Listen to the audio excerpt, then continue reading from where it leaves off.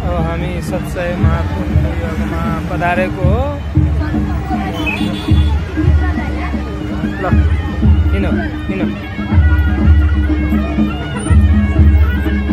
बरु न गाडी गाडी बरु न।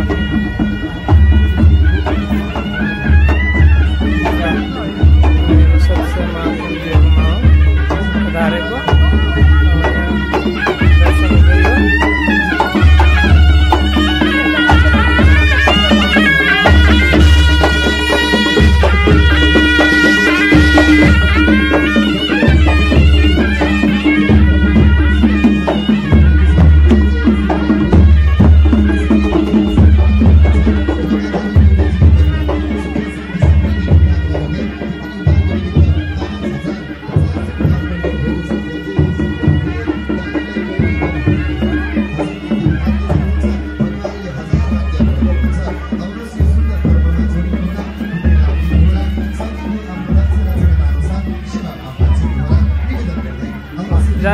जाँदै गरौ।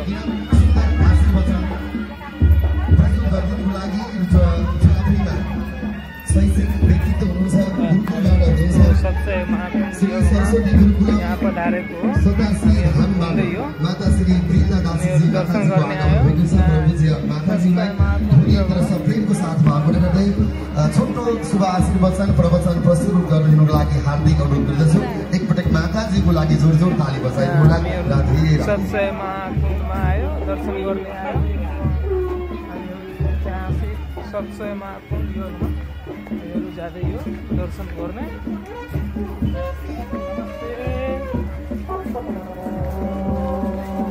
हनुमानजी नमस्ते।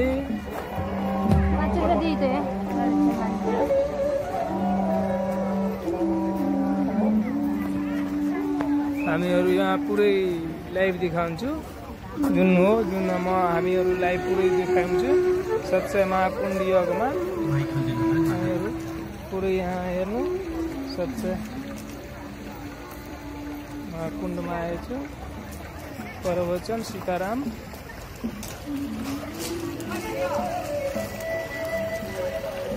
यहाँ हेर्नुहरू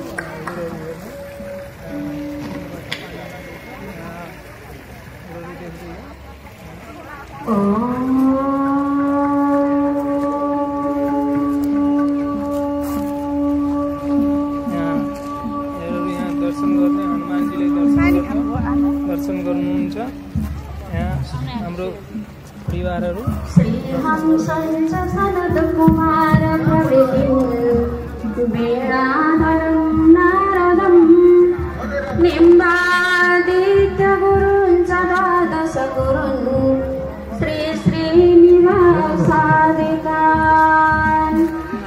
वन्दे सुन्दर भट्टदेशिकमुखान् भक्तिं सञ्जायतान् श्रीव्यासाद्यनाश्च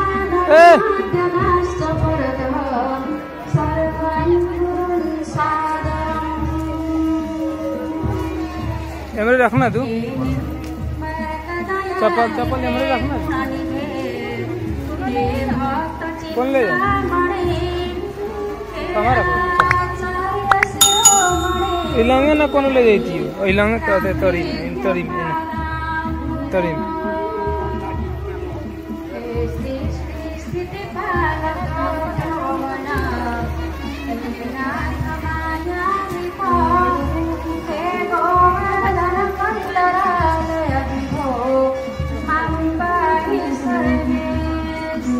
टीका कर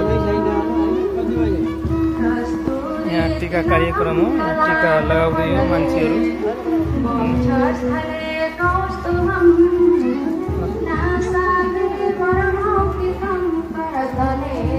मारुति आइजान्छ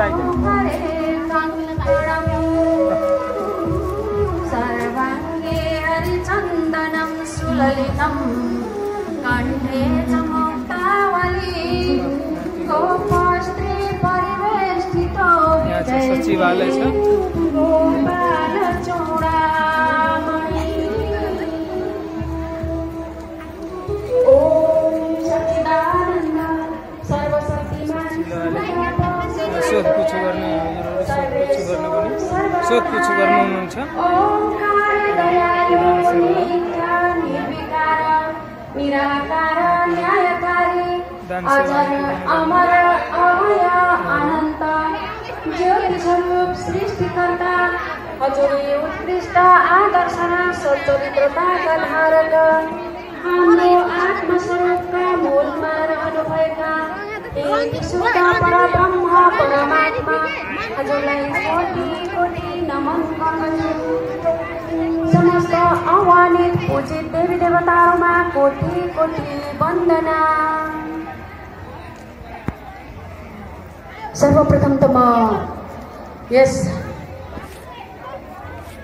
यो पोखरामा आयोजित ऐतिहासिक श्री गण्डकी कुण्डीय गायत्री कोटि होम विराट ज्ञान महायज्ञको आयोजक जो हुनुहुन्छ बाल योगेश्वर श्री विजय कृष्ण मूर्तिजी महाराज यहाँमा कोटि नमन सादर अभिवादन सतत वन्दना गर्दछु। त्यस्तै गरी हामीलाई दिव्य प्रवचन देवी भागवतका अन्य कथा प्रसङ्गहरू श्रवण गराउनु हुने आदरणीय माताजीहरू र वर्तमान अवस्थामा देवी भागवतका कथा श्रवण गराइराख्नु हुने आदरणीय माताजी भागवत मञ्जरी श्री राधिका दासीज्यूका श्री गोचरमा कोटि नमन वन्दन गर्दछु। त्यस्तै गरी यहाँ यस यज्ञमा वरण भएर रहनुभएका आदरणीय वरणीय गुरुजनहरू यहाँहरू सबैमा सादर अभिवादन सतत वन्दना व्यक्त गर्न चाहन्छु र परम पूज्य सद्गुरुदेव महाराज कायुगल चरणमा कोटि नमन गर्दै साष्टाङ्ग दण्डवत प्रणति गर्दै यहाँहरू समस्त यस यज्ञमा खटिनुभएका हाम्रा कलाकार मित्रहरू प्राविधिक मित्रहरू छायाङ्कनकर्ता साथीहरू अन्य विभिन्न तह र तबकामा सहयोग पुर्याउँदै आउनुभएका स्वयंसेवक साथीहरू आयोजक समितिका अन्य समस्त पदाधिकारी ज्यूहरू र यहाँ उपस्थित हुनुभएका समस्त समादरणीय भक्त सज्जन आदरणीय हजुरबा हजुरआमा पिता माता दाजुभाइ तथा दिदीबहिनीहरू यहाँहरू सबैमा यथायोग्य अभिवादनका साथमा सबैलाई एकमुष्टमा राधे राधे।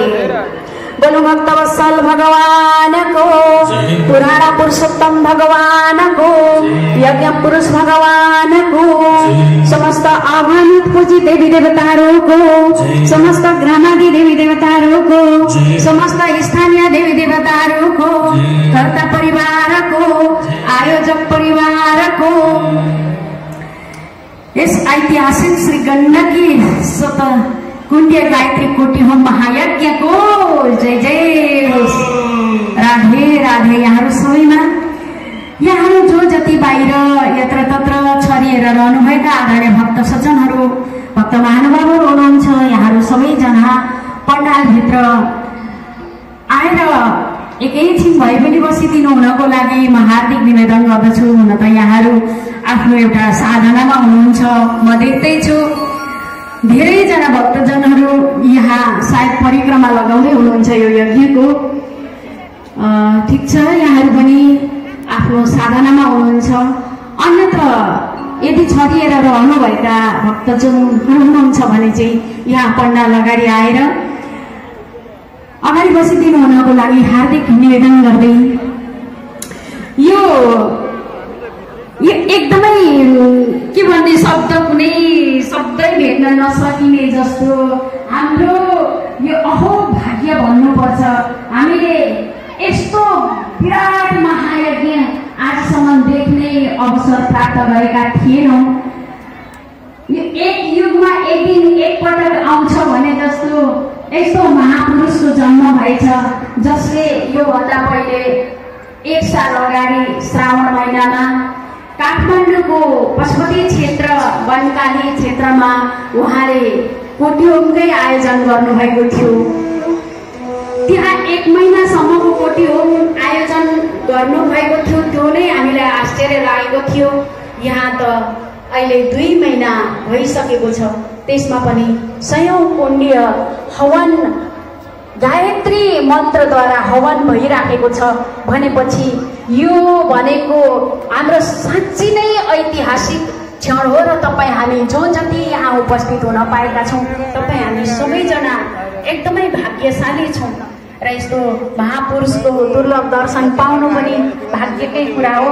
म पनि आज झापाबाट यहाँहरूको यो आयोजक समितिको निमन्त्रणालाई स्वीकार गरेर ढिलै भए पनि यहाँ उपस्थित हुने सौभाग्य मिलेको छ, यो प्राप्त भएको छ। यहाँहरूले सम्झिदिनु भयो, त्यसको लागि म आयोजक समितिलाई धेरै धेरै धन्यवाद ज्ञापन गर्दै आभार प्रकट गर्न चाहन्छु। गत वर्षको बनकालीमा लागेको कार्यक्रममा उहाँहरूले मलाई प्रवचनकै लागि, एक दिनको प्रवचन होइन, उहाँहरूले हप्ता दिनकै प्रवचनको लागि मलाई निमन्त्रणा दिनुभएको थियो। तर अब मेरो दुर्भाग्य भन्छु मैले, त्यतिखेर विशेष कारण बस त्यस्तै परिस्थिति सिर्जना भएका कारणले मैले उपस्थित भएर त्यो कार्यक्रममा सहभागी हुन पाइनँ। एकदम दुःख लागेको छ। हुन त त्यहाँ पनि म उपस्थित भएर एक दिन 1 घण्टाको प्रवचन गर्ने अवसर चाहिँ मलाई त्यहाँ पनि प्राप्त भएको थियो। त्यतिमै मैले चित्त बुझाउनु परेको थियो। अब यसपालि पनि त्यस्तै नै भयो, समय नमिल्दै पनि मलाई यहाँ नआइकन मन मानेन। मैले जसो तसो समय मिलाएर यो यज्ञमा उपस्थित हुने र सहभागिता जनाउने सङ्कल्प मेरो जुन थियो त्यो पुरा गर्नको लागि भए पनि म उपस्थित भएको छु। र यहाँहरू सबैको यहाँ दर्शन पाउँदाखेरि मलाई एकदमै गर्व महसुस भएको छ, जीवन धन्य भएको महसुस भएको छ। अब मलाई धेरै समय त यहाँ दिएको छैन, तर म हाम्रो यो मानव सेवा फाउन्डेसनका यो आयोजक परिवारहरूप्रति एउटा धन्यवाद यस अर्थमा पनि प्लस गर्न चाहे कि उहाँहरूले मातृशक्तिलाई उजागर गरिदिनु भएको छ। सानी नेपालकै सबैभन्दा करोड उमेरकी बालिकालाई पनि उहाँहरूले यस्तो महायज्ञमा ल्याएर दिव्य प्रवचनहरू गराउनु भएको छ, भागवत वाचन गराउनु भएको छ। अनि विशेष गरी मातृशक्तिहरूलाई उहाँहरूले विशेष प्राथमिकतामा राख्नु भएको छ। यसको लागि एकदमै म पनि एकजना मातृशक्तिको हैसियतले यहाँहरूलाई विशेष धन्यवाद ज्ञापन गर्न चाहन्छु।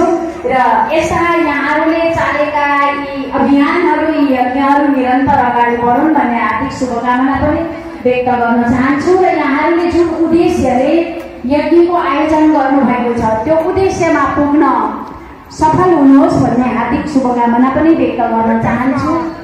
पछि गएर भविष्यमा यस्ता महान यज्ञले एउटा सार्थकता पाओस् र यहाँहरूको ठुलो ठुलो आश्रम भव्य रूपमा तयार भएको र धेरै धेरै मानव त्यस्ता असहायहरूको उद्धार गरेको, कल्याण गरेको, आवास र सबै व्यवस्थापन गर्न सकियो, देख्न पाइयोस्। हामीले पनि यहाँ आएर हामीले पनि आफूले सकेको सेवा गर्न पाइयोस् भविष्यमा पनि भन्ने हार्दिक शुभकामना व्यक्त गर्न चाहन्छु। र म अर्को कुरा के पनि भन्न चाहन्छु भने यहाँ श्री सरस्वती मात्रै भन्नुभयो, सरस्वती गुरुकुल मात्रै भन्नुभयो। मेरो चाहिँ के हो भन्नुहुन्छ भने श्री सरस्वती कन्या गुरुकुल, यो चाहिँ साक्षी नगरपालिका वडा नम्बर 10 माइला भन्ने क्षेत्र, जस्तै देवघाट धाम भने जस्तै मारुति जा त्यो धाममा कन्या गुरुकुल भन्छ भने श्री सरस्वती कन्या गुरुकुल। र भविष्यमा यसै मातृशक्तिहरूलाई बाहिर निकाल्ने, भित्र भएको प्रतिभालाई बाहिर उजागर गराउनु, साना साना कन्याहरूलाई त्यहाँ भागवत वाचिका बनाउने गरी हामीले कार्यक्रमहरू अगाडि बढाउँदैछौँ। हाम्रो कन्या गुरुकुलबाट यहाँहरूले पनि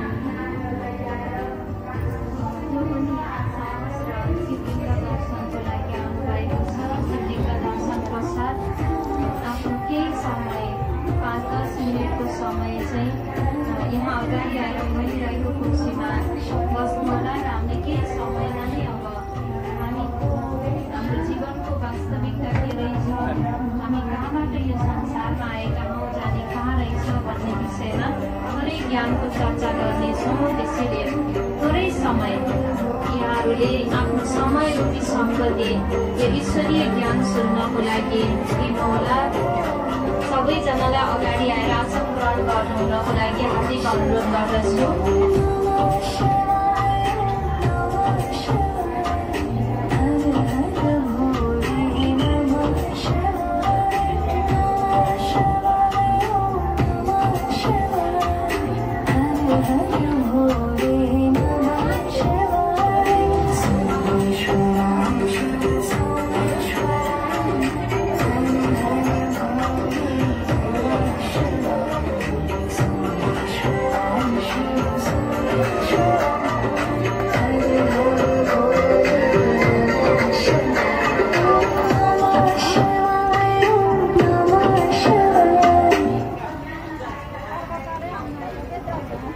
ओम शान्ति।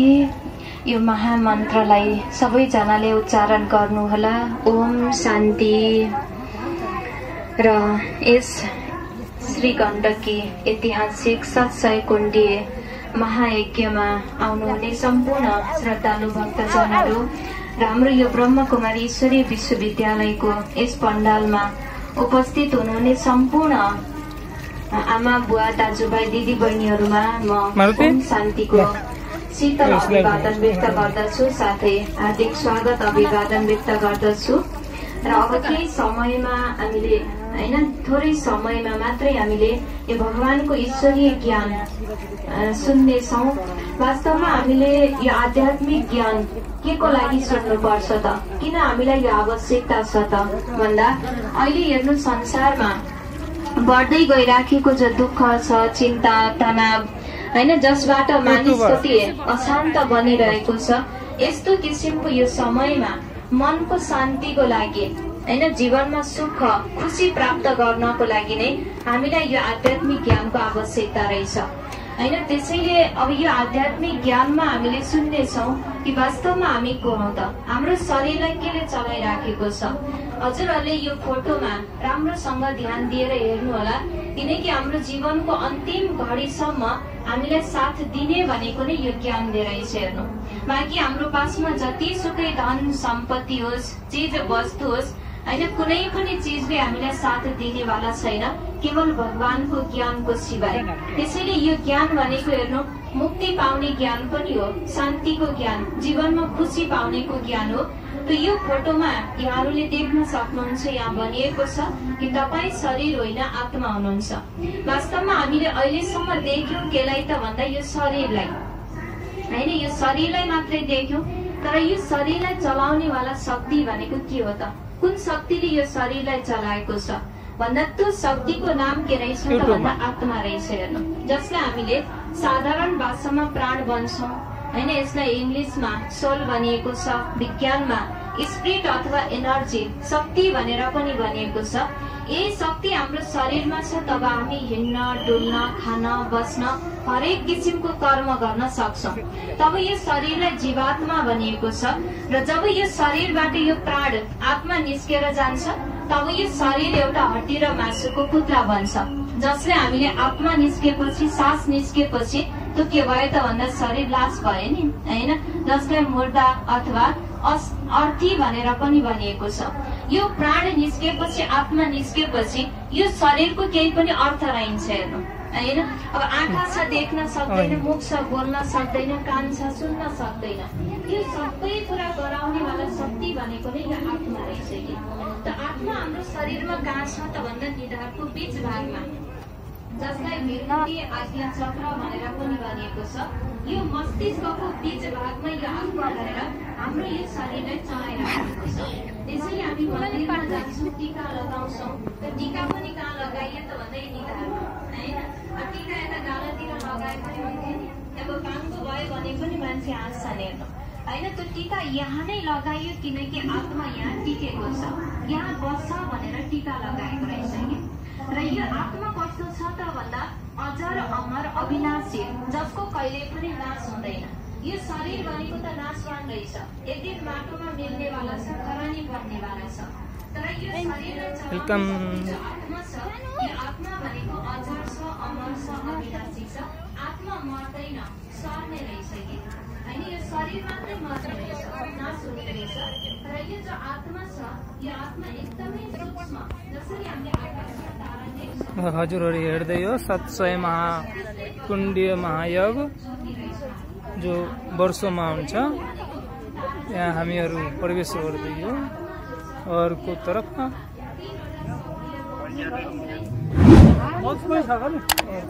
प्रवेश गर्दै हो। यो पण्डालमा छ। अब यो पण्डाल खाली छ। यो पण्डाल कुनै कथावाचक अथवा कथावाचिका हुन्छ, यसमा पनि हुँदै हुन्छ।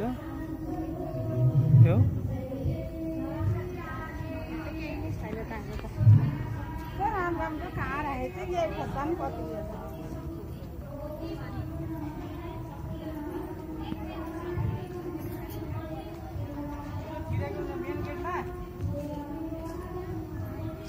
छिरेको मेन गेटमा भन्नुभएको